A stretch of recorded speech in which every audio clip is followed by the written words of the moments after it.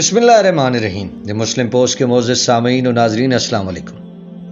امام حسن علیہ السلام کی بیعت خلافت کی دوسری اور آخری قسط کے ساتھ بحث زمانہ آپ کی خدمت میں حاضر ہے۔ جب معاویہ بن سفیان نے وہ مہر شدہ کاغذ بھیجا تو قیس نے اپنے لیے اور حضرت علی کے گروہ کے لیے امان طلب کی۔ یہ امان اس معاملے میں تھی جو قتل ان کے ہاتھوں میں ہوئے یا جو مال غنیمت ان کے ہاتھ لگا، اس کا ان سے انتقام نہ لیا جائے۔ اس عہد نامہ میں انہوں نے معاویہ سے مال کی مطلق خواہش نہ کی اور معاویہ نے ان کی ہر شرط کو منظور کر لیا۔ ان سب کے ساتھی معاویہ بن سفیان کے حلقہ اطاعت میں داخل ہو گئے۔ اس فتنہ کے زمانہ میں 5 افراد بڑے صاحب رائے اور اہل سیاست شمار ہوتے تھے۔ ان میں پہلے نمبر پر معاویہ بن ابی سفیان، عمر بن عاص، مغیرہ بن شعبہ، قیس بن سعد اور مہاجرین میں عبداللہ بن بدیل خزائی رضی اللہ تعالی عنہم اجمعین تھے۔ ان میں قیس اور ابن بدیل علی علیہ السلام کے ساتھ تھے اور مغیرہ و عمر معاویہ کے ساتھ تھے۔ تو ناظرین، آئیے اس پہلو کی طرف توجہ دیتے ہیں کہ جس کے متعلق اکثریت جاننا چاہتی ہے۔ باقی راویوں نے یہ تاثر دینے کی کوشش کی ہے کہ حضرت حسین علیہ السلام کو اس اتحاد کا مخالف ثابت کیا جائے تاکہ ان کی باغیانہ سرگرمیوں کو جواز مل سکے۔ حقیقت اس کے بالکل برعکس تھی۔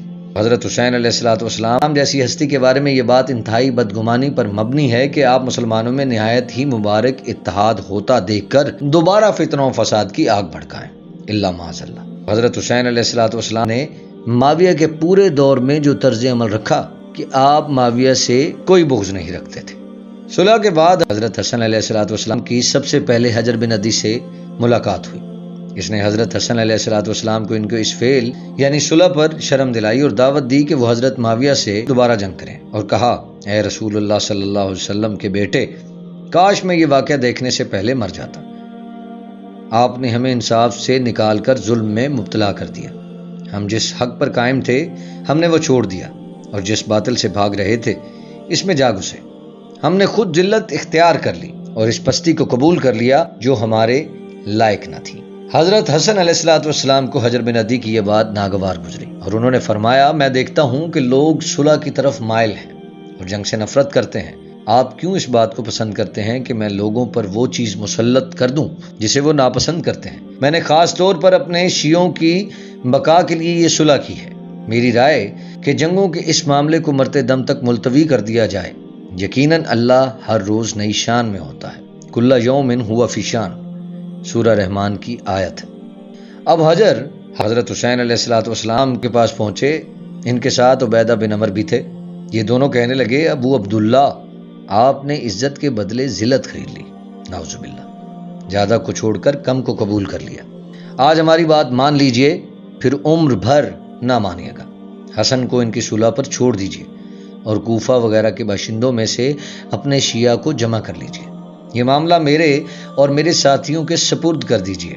ہند کے بیٹے یعنی کہ معاویہ کو ہمارا علم اس وقت ہوگا جب ہم تلواروں کے ذریعے اس کے خلاف جنگ کر رہے ہوں گے۔ امام علی مقام نے جواب دیا، ہم بیعت کر چکے اور معاہدہ بھی کر چکے، اب اسے توڑنے کا کوئی راستہ نہیں۔ اسی روایت سے یہ اندازہ ہوتا ہے کہ حضرت حسین علیہ السلام بھی صلح چاہتے تھے۔ بعد میں بھی پورے 20 برس ان کے تعلقات معاویہ بن سفیان سے اچھے رہے۔ جب معاویہ بن سفیان کی خلافت ختم ہو گئی تو حضرت حسین علیہ السلام اپنے بھائی حضرت حسن کے ساتھ معاویہ کے پاس جایا کرتے تھے اور وہ ان دونوں کی بہت زیادہ تکریم کرتے تھے، انہیں خوش آمدید کہتے اور عطیات دیتے۔ ایک ہی دن میں معاویہ نے انہیں 20 لاکھ درہم دیے۔ لیکن دوسری طرف اس بات کو بھی قطع نظر کرنا بالکل ٹھیک نہیں ہوگا۔ معاویہ بن سفیان نے اپنے بیٹے یزید بن معاویہ کے لیے اپنی حیات کے ختم ہونے سے 3 برس پہلے اپنے بیٹے یزید کے لیے بیعت لینا شروع کر دی تھی اور اسلام میں خلافت کی بجائے ملوکیت کو شروع بھی کر دیا تھا۔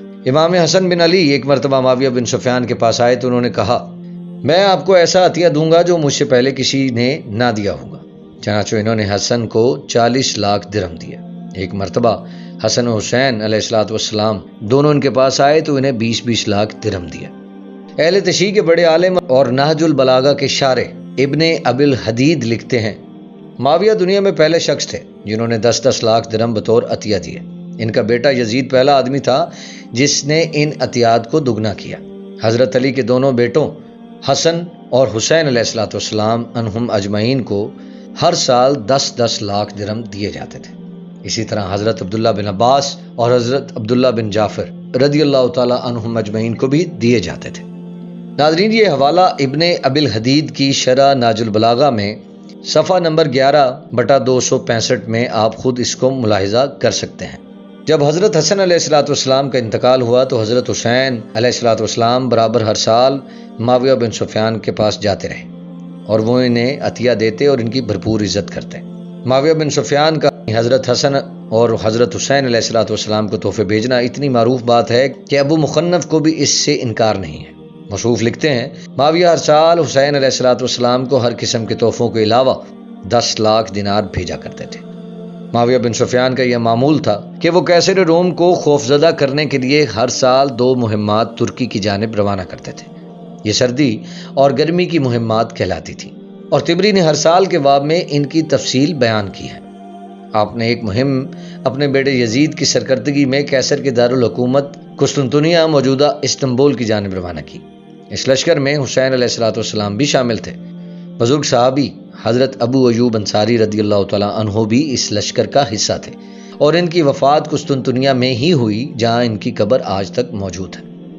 ناظرین، اگر حضرت حسین علیہ الصلوۃ والسلام معاویہ بن سفیان کو دل و جان سے جائز حکمران تصور نہ کرتے تو یہ کیسے ممکن تھا کہ آپ ہر سال ان کے مہمان بنتے اور ان کے دیے گئے تحفوں کو قبول کرتے؟ حضرت حسن علیہ الصلوۃ والسلام کے صلح کے معاہدے کو بیان کرتے ہوئے طبری نے ایک روایت نقل کی ہے کہ جس کے مطابق معاویہ بن سفیان نے حضرت حسن علیہ الصلوۃ والسلام کے ساتھ معاہدے کی شرائط کو پورا نہ کیا۔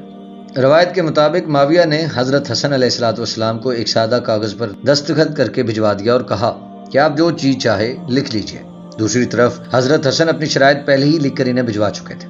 جب انہیں سادہ کاغذ ملا تو انہوں نے اس پر مزید شرائط لکھ کر اپنے پاس رکھ لیں اور بعد میں ان کا مطالبہ کیا، لیکن معاویہ نے ان کے بعد میں لکھی گئی شرائط کو پورا نہیں کیا۔ اگر ایسا ہوا بھی تو معاویہ پر کوئی اعتراض نہیں کیا جا سکتا کیونکہ وہ انہی شرائط کو پورا کرنے کا پابند تھا جو حضرت حسن نے انہیں بھجوا دی تھی اور جن پر فریقین کا معاہدہ ہوا۔ حضرت حسن علیہ الصلوۃ والسلام نے معاویہ بن سفیان سے اتحاد کر کے چونکہ باقی تحریک کو ہی ڈبو دیا تھا، اسی وجہ سے ان کے دل میں حضرت حسن علیہ الصلوۃ والسلام کے لیے بہت بغض تھا۔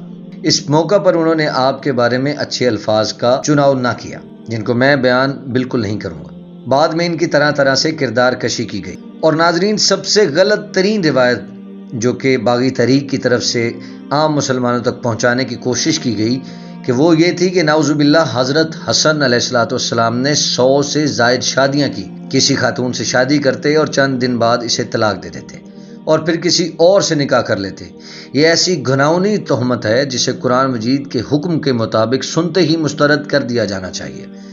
اللہ فرماتا ہے، ایسا کیوں نہ ہوا کہ جب انہوں نے یہ بات سنی تو مومن مرد و عورت اپنے دل میں اچھا گمان کرتے اور کہہ دیتے یہ تو کھلی تہمت ہے۔ باغیوں نے بھرپور کوشش کی کہ وہ حضرت امام حسن علیہ الصلوۃ والسلام کی کردار کشی کر سکیں۔ افسوس کہ یہ روایت پرستی کے سبب بعض لوگ اس تہمت پر یقین کرتے ہیں، اسی وجہ سے مناسب ہوگا کہ ان روایات کا بھی جائزہ لے لیا جائے۔ سیدنا حسن علیہ الصلوۃ والسلام کے کثیر النکاح ہونے سے متعلق جتنی بھی روایات ہیں وہ سب ہشام کلبی اور ابن جادبہ سے مروی ہیں۔ یہ روایات بھی حدیث یا تاریخ کی کسی مستند کتاب میں نہیں بلکہ ابن ابی الحدید، ابو طالب مکی وغیرہ نے نقل کی ہیں۔ عرب عالم ڈاکٹر سلابی نے نہایت تفصیل کے ساتھ ان روایات کا تجزیہ کر کے ان کا ضعف بیان کیا ہے اور یہ ثابت کیا ہے کہ یہ تمام کی تمام روایات ضعیف ہیں۔ ناظرین، یہ تاریخ کے وہ حقائق ہیں جو میں آپ کی خدمت میں پیش کیے ہیں۔ میں کسی مکتبہ فکر سے تعلق نہیں رکھتا بلکہ میں یہ چاہتا ہوں کہ ہماری امت ایک ہو جائے۔ ہمیں فرقہ واریت سے بچنا چاہیے اور ہمیں حقائق کو تسلیم کرنا چاہیے۔ اللہ تعالیٰ نے قرآن مجید میں سورہ انعام کی آیت نمبر 159 میں فرمایا ہے کہ اے محبوب صلی اللہ علیہ وسلم، جن لوگوں نے اپنے دین کو فرقہ فرقہ کر لیا آپ کا ان سے کوئی تعلق نہیں، اب اللہ قیامت کے روز انہیں بتائے گا یہ جو کچھ دنیا میں کرتے رہیں۔ ہمیں چاہیے کہ کسی بھی قسم کی فرقہ واریت سے دور رہیں۔ یہ تاریخ میں نے حوالہ جات کے ساتھ آپ کے سامنے گوش گزار کی ہے۔ میں امید کرتا ہوں کہ آپ کو یہ ویڈیو پسند آئی ہوگی اور آئندہ بھی کوشش کریں گے کہ آپ کے سامنے حقیقت پر مبنی تاریخ پیش کی جائے۔